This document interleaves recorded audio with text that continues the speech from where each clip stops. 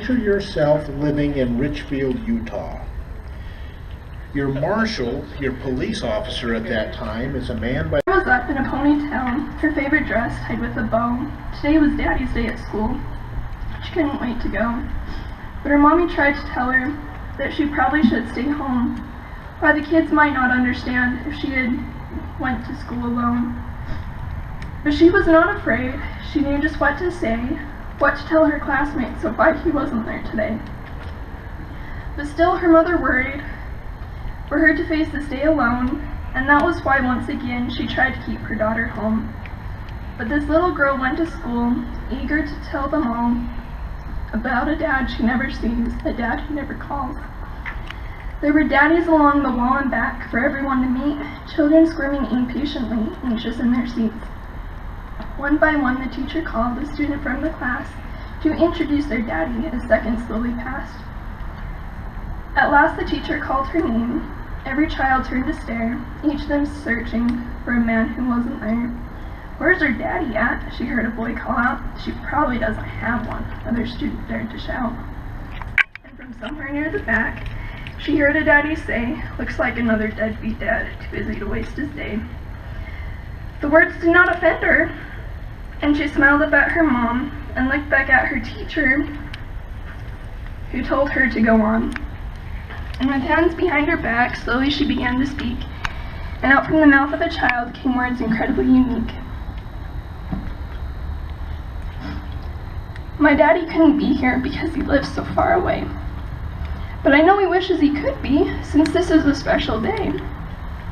And though you cannot meet him, I wanted you to all know all about my daddy and how much he loves me so. He loved to tell me stories and taught me to ride my bike. He surprised me with red roses and taught me to fly a kite. We used to share fudge sundaes and ice cream in a cone, and though you cannot see him, I'm not standing here alone. 'Cause my daddy's always with me, even though we are apart. I know because he told me he'll forever be in my heart." With that, her little hand reached up and lay across her chest, filling her own heartbeat beneath her favorite dress. And from somewhere in the crowd of dads, her mother stood in tears, proudly watching her daughter, who was wise beyond her years. For she stood up for the love of a man not in her life, doing what was best for her, doing what was right. And when she dropped her hand back down, staring straight into the crowd, she finished with a soft voice, but its message clear and loud. "I love my daddy very much. He's my shining star. And if he could be, he'd be here, but heaven's just too far. For sometimes when I close my eyes, it's like he never went away." And then she closed her eyes and saw him there that day.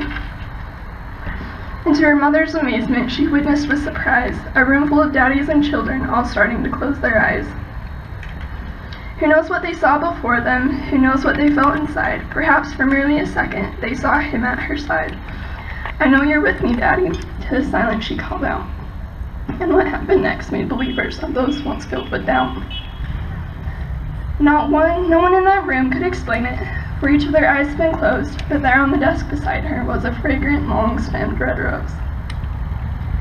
And the child was blessed, if only for a moment, by the love of her shining bright star, and given the gift of believing that heaven is never too far. I know that for a fact, heaven is not too far. It is around us. And I know that my dad and every other person whose name is on that wall behind me is with us here today and always.